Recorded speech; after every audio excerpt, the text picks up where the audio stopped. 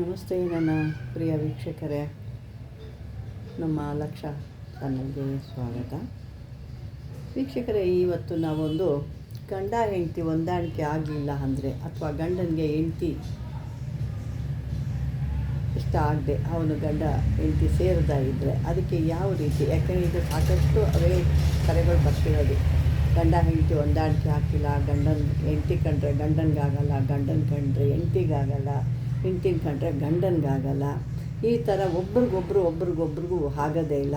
ಅದರಲ್ಲಿ ಅಕಸ್ಮಾತ್ ಏನೋ ಒಂದು ಹೆಣ್ಮಗಳು ಇಷ್ಟಪಟ್ಟಳು ಅಂತಂದರೆ ಗಂಡನಿಗೆ ಅವಳು ಕಂಡ್ರೆ ಆಗಲ್ಲ. ಆ ರೀತಿ ನನಗೆ ಬೇಡ ಇವಳು, ಅಥವಾ ಡೈವರ್ಸ್ ಕೊಡ್ತೀನಿ ಅನ್ನೋದು, ಅಥವಾ ಬೇರೆ ಒಂದು ಹೆಣ್ಣಿನ ಸಂಘದಲ್ಲಿರೋ ಅಂಥದ್ದು, ಮನೆ ಮಠ ನೋಡದೆ ಅವನ ಒಂದು ಖುಷಿಲಿ ಅವನದು ಒಂದು ಜೀವನನೇ ಮಾಡ್ಕೊಂಡು ಹೋಗೋ ಅಂಥದ್ದು, ಯಾವುದೇ ರೀತಿಗೂ ಮನೆಗೆ ಆಗಲಿ ಹೆಂಡತಿ ಮಕ್ಕಳಿಗೆ ಆಗಲಿ ಒಂದು ಸಹಾಯ ಮಾಡದೇ ಇರೋದು, ಹೀಗೆ ಸಾಕಷ್ಟು ಕರೆಗಳು ನಮಗೆ ಬರ್ತಾ ಇರುತ್ತೆ. ಅಂಥದಕ್ಕಾಗಿ ಒಂದು ನಮ್ಮ ಹೆಣ್ಣು ಮಕ್ಕಳ ಜೀವನ ಸರಿಯಾಗಿರಲಿ, ಪಾಪ ಅವರು ಚೆನ್ನಾಗಿ ಸಂತೋಷವಾಗಿರಲಿ. ಹೆಣ್ಮಕ್ಳು ಚೆನ್ನಾಗಿದ್ರೇ ನಮ್ಮ ಒಂದು ದೇಶ ಕೂಡ ಚೆನ್ನಾಗಿರೋದು. ಹೆಣ್ಮಕ್ಳು ಎಲ್ಲಿ ಕಣ್ಣಲ್ಲಿ ನೀರು ಹಾಕ್ಕೊಂಡು ಅವ್ರು ಎಷ್ಟು ದುಃಖ ಪಡ್ತಿರ್ತಾರೋ ಅಲ್ಲ, ಆ ಮನೆಯೂ ಏಳಿಗೆ ಆಗಲ್ಲ, ದೇಶವೂ ಏಳಿಗೆ ಆಗಲ್ಲ. ಒಳ್ಳೆಯ ರೀತಿ ಇರೋವಂಥವ್ರಿಗೆ ಮಾತ್ರ ಇದು ಹೇಳ್ತಿದ್ದೀನಿ.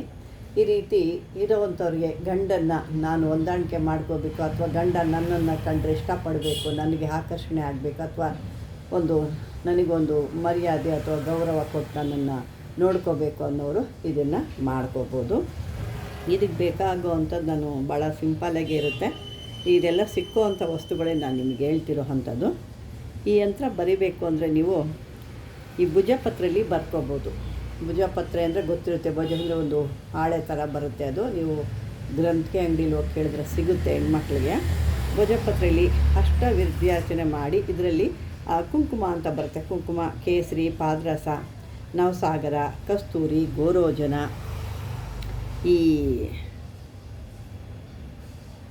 ಇಂಥವನ್ನೆಲ್ಲ ಹಾಕಿ ಇದನ್ನೆಲ್ಲ ಕಲಿಸ್ಬಿಟ್ಟು ಚೆನ್ನಾಗಿ ಪುಡಿ ಮಾಡಿ ಕಲಿಸ್ಬಿಟ್ಟೆಲ್ಲ ಪೌಡ್ರ್ ಮಾಡಾದಮೇಲೆ ಆ ಯಂತ್ರನ ಬರಿಬೇಕು. ಆ ಒಂದು ಏನು ಪೌಡ್ರ್ ಮಾಡ್ಕೊ ಅದಕ್ಕೊಂದು ಸ್ವಲ್ಪ ನೀರು ಹಾಕಿ ಒಂದು ಪೇಸ್ಟ್ ಥರ ಮಾಡ್ಕೋಬೇಕು. ಸ್ವಲ್ಪ ಪೇಸ್ಟ್ ಮಾಡ್ಕೋಬೇಕು, ಸ್ವಲ್ಪ ಪುಡಿ ಅರೆ ಇರುತ್ತೆ ಇಟ್ಕೋಬೇಕು. ಹಾಕ್ಕೊಂಡು ಇವನ್ನೆಲ್ಲ ಕಲಿಸ್ಬಿಟ್ಟು ಒಂದು ಇದನ್ನು ಈ ರೀತಿ ಒಂದು ಬರ್ಕೋಬೇಕು. ಇದು ಇಷ್ಟೇ ಇರೋದು. ತಿರ್ಗಿ ಅಲ್ಲಿ ಏನು ಯಾವುದು ಕಟ್ಟಾಗಿಲ್ಲ, ನಿಮಗೆ ಪೂರ್ತಿಯಾಗೇ ಕೊಟ್ಟಿದ್ದೀನಿ ನಾನು. ಯಾಕೆ ಭಾಳ ದೊಡ್ಡದಾಗಿರೋದ್ರೆ ನಾನು ಅಷ್ಟು ಇದು ಮಾಡಿ ನಾನು ಕೊಡ್ತಾಯಿದ್ದೀನಿ. ಇದನ್ನು ಬರೆದು ದೇವ್ರ ಮೇಲಿಟ್ಟು ನೀವು ಪೂಜೆ ಪುಸ್ಕಾರ ಎಲ್ಲ ಮಾಡಾದಮೇಲೆ ಇದಕ್ಕೆ 41 ದಿವಸ ಇದಕ್ಕೆ ಸಾಂಬ್ರಾಣಿ ಹೊಗೆ ಕೊಡಬೇಕು. ಒಂದು ದಿವಸ ಕೂಡ ಮಿಸ್ ಮಾಡಬಾರ್ದು. ಅಕಸ್ಮಾತ್ ನಿಮಗೂ ಡೇಟ್ಗಳೆಲ್ಲ ಹೆಚ್ಚು ಕಮ್ಮಿ ಇದ್ದರೆ ಆ ಒಂದು ಅಷ್ಟು ದಿನಗಳನ್ನ ಬಿಟ್ಟು ನೀವು ಅದನ್ನು ಪೂಜೆ ಮಾಡ್ಬೋದು. ಈ ಯಂತ್ರ ಬರಿಬೇಕಾದ್ರೆ ನೀವು ಕೆಲವರು ಯಾರ ಕೈಲಿ ಕೊಡ್ತೀರೋ ಅದಕ್ಕೆಲ್ಲ ಅದಕ್ಕೆ ಒಂದು ಎಲೆ ಅಡಿಕೆ ಒಂದು ದಕ್ಷಿಣ ಎಲೆ ಇಟ್ಟು ನೀವು ಇದನ್ನು ಮಾಡ್ಕೋಬೇಕು. ಸುಮ್ಮನೆ ಕೂತ್ಕೊಂಡ್ವಿ ಬರೆದ್ವಿ ಅಂತ ಬರೀಬಾರ್ದು. ಅದಕ್ಕೂ ಒಂದು ಗೌರವ ಇರುತ್ತೆ. ಆ ಒಂದು ಕಲೆಗೆ ಅಥವಾ ಆ ಒಂದು ವಿದ್ಯೆಗೆ.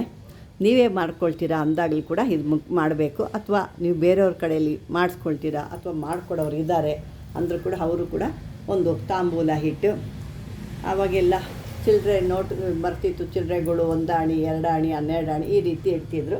ಈಗೆಲ್ಲ ಆ ಥರ ಇಲ್ಲ. ನಿಮಗೆ ಏನಾಗುತ್ತೋ ಆ ಒಂದು ದಕ್ಷಿಣೆನ ಇಟ್ಟು ತೆಂಗಿನಕಾಯಿ, 4 ನಿಂಬೆಹಣ್ಣು, 8 ಬಾಳೆಹಣ್ಣು ಇವನ್ನೆಲ್ಲ ಇಟ್ಟು ನೀವು ಬರ್ಸ್ಕೋಬೇಕು. ಬರ್ಸ್ಕೊಂಡು ಆದಮೇಲೆ ಈ ಯಂತ್ರನ ನೀವು ಒಂದು ಕೆಂಪು ದಾರದಿಂದ ಅದನ್ನು ತಾಯ್ತದಲ್ಲಿ ಹಾಕಿ ಮುಚ್ಚಿ ಪೂಜೆ ಮಾಡಿ ಹಣ್ಣುಗಳು ಎಲ್ಲ ಇಟ್ಟು ನೈವೇದ್ಯ ಮಾಡಿ ಹಿಡ್ಕೋಬೇಕು. ಅದನ್ನು ಪೂಜೆ ಮಾಡಬೇಕಾಗುತ್ತೆ. ಇದನ್ನು ಬೆಳ್ಳಿ ತಾಯ್ತದಲ್ಲಾದರೂ ಹಾಕಿ ಮಾಡ್ಕೋಬೋದು, ಅಥವಾ ನೀವು ನಿಮಗೆ ಶಕ್ತಿ ಇರೋವಂಥ ಒಂದು ತಾಯ್ತದಲ್ಲಾದರೂ ಮಾಡ್ಕೋಬೋದು.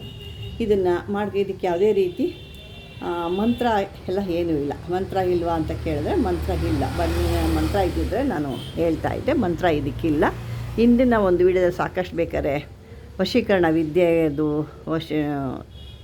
ಮಂತ್ರ ಇದೆ, ಅದನ್ನು ಬೇಕಾದ್ರೆ ನೀವು ನೋಡ್ಕೋಬೋದು. ಈ ಒಂದು ಏನು ಬರಿತೀರಲ್ವ, ಭೋಜಪತ್ರ ಇರ್ಬೋದು, ಯಂತ್ರ ತಗಡಿನಲ್ಲಿ ಅದು ಏನು ಬರಿತೀರೋ ಆ ಹಿಂದೆಗಡೆ ತೊಗೋಬೇಕು. ಆ ಹಿಂದ್ಗಡೆಗೆ ಏನು ಮಾಡ್ತೀರಾ ನೀವು,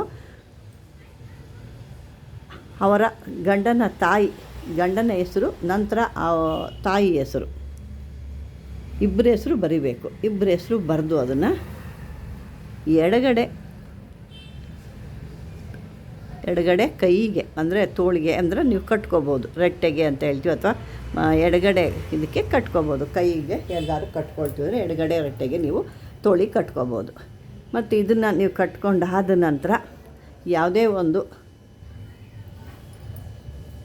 ಸೂತ್ಕದ ಮನೆಗಳಿಗೆಲ್ಲ ಹೋಗಬಾರ್ದು. ಹೋಗಿದ್ರೆ ಬಿಚ್ಚಿಕ್ಬಿಟ್ಟು ಒಂದು ಡಬ್ಬಿಲಿ ಹಾಕಿ ದೇವ್ರ ಮನೆ ಹತ್ರ ಇಟ್ಬಿಟ್ಟು ಹೋಗಬಾರ್ದು. ಬಾಣತೀರ ಮನೆ ಕೂಡ ಇದು ಹೋಗಬಾರ್ದು. ಅದೇ ರೀತಿ 41 ದಿವಸ ಇದನ್ನು ಮಾಡಿದಾಗ ನಿಮ್ಗೆ ಅದ್ಭುತವಾಗಿ ನಿಮ್ಮ ಕೆಲಸ ಮಾಡುತ್ತೆ. ಮತ್ತು ಇದನ್ನು ಏನು ಮಾಡಬೇಕು, 41 ದಿವಸ ಆದಮೇಲೆ ಒಂದು ವಾರಗಳು ಏನಾದರೂ ಆದಾಗ ನಿಮಗೆ ಶುಕ್ರವಾರ ದಿವಸ ಬನ್ನಿ ಗಿಡಕ್ಕೆ ಹೋಗಿ ಅದಕ್ಕೊಂದು ನಮಸ್ಕಾರ ಮಾಡಿ 41 ದಿವಸ 41 ವಾರ ಇದು ನಿಮಗೆ ಶಕ್ತಿ ಇರೋ, ನಿಮಗೆಲ್ಲರೂ ಹತ್ತಿರ ಇದೆ ಅಂತಂದರೆ, ಇಲ್ಲಾಂದರೆ ನಿಮ್ಮ ಹತ್ರನೇ ನೀವು ಪಾಟಲ್ಲೋ ಎಲ್ಲೋ ಬೆಳೆಸಿ, ಅದಕ್ಕೆ ಪ್ರತಿಯೊಂದು ನಾನು ಹೇಳ್ತಾ ಇರ್ತೀನಿ, ನಿಮ್ಮ ಪಾಟಲ್ಲಿ ಕೆಲವೊಂದು ಗಿಡಗಳನ್ನ ಹಾಕಿ, ಏನೋ ಹುಚ್ಚು ಗಿಡಗಳೆಲ್ಲ ಹಾಕ್ಕೊಂಡು ಶೋ ಗಿಡ ಅಂತೆ, ಆ ಗಿಡ ಈ ಗಿಡ ಅದೆಲ್ಲ ಶೋ ಕಟ್ಕೊಂಡು ನಮಗೇನಾಗಬೇಕು, ನಮ್ಮ ಕಷ್ಟಗಳನ್ನ ಪರಿಹಾರ ಆಗಬೇಕಲ್ವಾ. ಎಲ್ಲೋ ಹೋಗಿ ಹಲ್ಕೊಂಡು ಎಲ್ಲೋ ಹೋಗಿ ನಾವು ಹಣ ಖರ್ಚು ಮಾಡಿಕೊಂಡು ತಿರ್ಗಿ ಅದಾಗಿಲ್ಲ ಅಂದರೆ ಮನ್ಸು ಬೇಜಾರು ಮಾಡಿಕೊಂಡು ನೋವು ಪಟ್ಕೊಂಡು ಮತ್ತಷ್ಟು ಕಾಯಿಲೆ ತಂದ್ಕೊಳ್ತೀವಿ. ಹಾಗಾಗಿ ಇದನ್ನೆಲ್ಲ ನೀವು ಕೆಲವೊಂದು ಗಿಡಗಳನ್ನ ನಿಮ್ಮ ಚಿಕ್ಕದಾಗಿ ಒಂದು ಸ್ವಂತವಾಗಿ ನೀವು ಬೆಳೆಸ್ಕೊಂಡ್ರೆ ನೋಡಿ, ನಿಮ್ಮ ಇಂಥ ಕೆಲಸಗಳಿಗೆಲ್ಲ ಬರ್ತವೆ. ಎಲ್ಲೋ ಹೋಗಿ ಮಾಡೋದಕ್ಕಿಂತ ನಿಮ್ಮ ಮನೆಯಲ್ಲಿ ನೀವು ರಾಜಾರೋಷವಾಗಿ ಧೈರ್ಯವಾಗಿ ಹೋಗಿ ಆ ಗಿಡಕ್ಕೆ ನೀವು ನಮಸ್ಕಾರ ಮಾಡಿ ಪೂಜೆ ಮಾಡಿ ಬರ್ಬೋದು. ಇಲ್ಲ ಅಂದರೆ ಅಷ್ಟು ದಿನವೂ ಹೋಗ್ಲಿಕ್ಕೆ ಕಷ್ಟ ಆಗುತ್ತೆ. ಒಂದು ದಿವಸ ಹೋಗ್ಬೋದು, ಏನೋ ಹುಡ್ಕೊಂಡು ತಡ್ಕೊಂಡು 2 ದಿವಸ ಹೋಗ್ಬೋದು. ದಿನ ಹೋಗಬೇಕು ಅಂದರೆ ಕಷ್ಟ ಆಗುತ್ತೆ. ಆ ರೀತಿ ಮಾಡಿ. ನಿಮ್ಮಲ್ಲಿ ಏನಾದ್ರು ಇತ್ತು ಅಂದರೆ, ಸಿಕ್ಕಲಿಲ್ಲ ಅಂದರೆ ಎಲ್ಲರೂ ಇದ್ದರೆ ನೋಡಿ, ಸಿಕ್ಕಲಿಲ್ಲ ಅಂದರೆ ಇದನ್ನು ಬನ್ನಿ ಗಿಡಕ್ಕೆ ಹೋಗಿ ಇದನ್ನು ಪೂಜೆ ಮಾಡ್ಕೊಂಡು ಬನ್ನಿ. ಆಮೇಲೆ ತಾಯ್ತೆ ಕಟ್ಕೊಂಡು 8 ಯಾರಿಗಾರು ಒಂದು 8 ದಿವಸ ಆದಮೇಲೆ ಯಾರು ಒಂದು ಚಿಕ್ಕ ಮಕ್ಳಿಗೋ ಮುತ್ತೈದರಿಗೋ ಯಾರಿಗಾದರೂ ಒಂದು ಸ್ವಲ್ಪ ಒಂದೇನಾದ್ರು ದಾನ ಅನ್ನೋದು ಮಾಡಿ. ಯಾವುದಾದ್ರು ಒಂದು ದಾನ, ಜಂಗಮರಾಗಿರ್ಬೋದು, ಪಕ್ಕಿರಿಗಳಿಗಾಗಿರಬೇಕು, ಅಥವಾ ಒಂದು ಎಂಥವ್ರೆ ಒಂದು, ಅಥವಾ ಬಡತನದಲ್ಲಿ ತೀರಾ ಬಡತನದಲ್ಲಿ ಊಟಕ್ಕೂ ಕೂಡ ಗತಿ ಇಲ್ದಿರೋಂಥವ್ರು ಆಗ್ಬೋದು, ಯಾರಿಗಾದರೂ ನೀವು ಒಂದು ದಾನ ಅಂತ ಮಾಡಿ. ಈ ಥರ ಮಾಡಿ ನೀವು ಇದನ್ನು ಕಟ್ಕೊಂಡಾಗ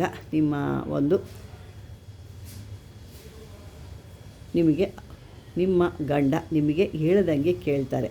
ಆವಾಗ ನಿಮ್ಮ ಗಂಡ ಹೆಂಡತಿಲಿ ಅತಿ ಪ್ರೇಮ ಇರ್ತದೆ. ಅವರು ನಿಮ್ಮನ್ನು ಕಂಡ್ರೆ ಭಾಳ ಇಷ್ಟಪಡ್ತಾರೆ. ಆ ರೀತಿ ಆಗುತ್ತೆ. ಆದರೆ ಯಾವುದೇ ನೀವು ಮಾಡಬೇಕಾದ್ರೆ ಭಾಳ ಒಂದು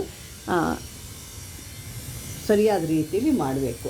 ಮಾಡ್ಬೋದು. ಅದು ನಿಜವಾಗಿದ್ದರೆ ಗಂಡ ಆ ರೀತಿ ಇದ್ದರೆ ಮಾತ್ರ ಮಾಡಬೇಕು. ಬೇರೆ ಯಾರಿಗೋ ಮಾಡ್ಕೊಂಡು ನೀವು ಮಾಡಿದ್ರೆ ಇದು ಕೆಲಸ ಆಗಲ್ಲ. ಇದ್ದಿದ್ದು ಕಳ್ಕೊಂಡು ಬೀದಿಗೆ ಬರ್ತೀರ. ನಾನಿರೋ ವಿಷಯ ಹೇಳ್ತಾ ನಾಳೆ ಸಹ ತೊಂದರೆ ಆದರೆ ಇದಕ್ಕೆ ಯಾವುದೇ ರೀತಿ ನಾನು ಜವಾಬ್ದಾರಿ ಆಗಲ್ಲ. ಈ ಕಷ್ಟದಲ್ಲಿ ಏನಿರ್ತೀರ ಅವರು ಮಾತ್ರ ಇದನ್ನು ಮಾಡ್ಕೋಬೇಕಷ್ಟೆ. ಬನ್ನಿ ಗಿಡಕ್ಕಂತ ಹೋಗಿ ಬನ್ನಿ. ಮತ್ತು ಅವಾಗ ನಿಮ್ಗೆ ಒಂದು 11 ಗುರುವಾರನೋ ಅಥವಾ ಒಂದು 11 ಸೋಮವಾರ ದಿವಸನೋ ದೇವ್ರಿಗೆ ಹೋಗಿ ಕೈ ಮುಕ್ಕೊಂಡು ಬರ್ತಾಯಿರಿ. ಆವಾಗ ನಿಮಗೆ ಏನಾಗುತ್ತೆ, ಎಲ್ಲ ದೇವರ ಆಶೀರ್ವಾದಗಳು ಕೂಡ ನಿಮಗೆ ಸಿಗುತ್ತೆ. ಆವಾಗ ನಿಮಗೂ ಕೂಡ ನಿಮ್ಮ ಕಷ್ಟ ಪರಿಹಾರ ಆಗುತ್ತೆ ಅಂತ ಹೇಳ್ತಾ, ವೀಕ್ಷಕರೇ, ಈ ಒಂದು ವಿಡಿಯೋ ಇಷ್ಟವಾದರೆ ಲೈಕ್ ಮಾಡಿ, ಶೇರ್ ಮಾಡಿ. ಇನ್ನೂ 10 ಜನ ನಿಮ್ಮ ಸ್ನೇಹಿತರು, ಫ್ರೆಂಡ್ ಸರ್ಕಲ್ ಇರೋರು ಅಥವಾ ಸ್ನೇಹಿತರು ಯಾರಾದರೂ ಇದ್ದರೆ ನಿಮಗೆ ಇದಕ್ಕಿನ್ನ ಅವ್ರಿಗೂ ಶೇರ್ ಮಾಡಿ, ಅವ್ರಿಗೂ ಒಳ್ಳೆಯದಾಗಲಿ ಅಂತ ಹೇಳ್ತಾ, ಯಾರು ಹೊಸ್ದಾಗಿ ನೋಡ್ತೀವಿ ಅವರು ತಪ್ಪದೇ ಇದನ್ನು ಸಬ್ಸ್ಕ್ರೈಬರ್ ಮಾಡ್ಕೊಳ್ಳಿ. ಹೊಸ್ದಾಗಿ ಯಾಕೆ ನೋಡ್ತಾ ಇದ್ದೀರೋ ಅವ್ರನ್ನ, ಯಾವುದೇ ಇದ್ರ ಬಗ್ಗೆ ನೀವು ತಿಳ್ಕೊಬೇಕು ಅಂದರೆ ಕಾಮೆಂಟ್ ಮುಖಾಂತರ ಕಾಮೆಂಟಲ್ಲಿ ಬಾಕ್ಸಲ್ಲಿ ಹಾಕಿ ಅಂತ ಹೇಳ್ತಾ, ವೀಕ್ಷಕರೇ, ಈ ಒಂದು ವಿಡಿಯೋ ಇದುವರೆಗೂ ನೋಡಿದ್ದಕ್ಕೆ ಧನ್ಯವಾದಗಳು.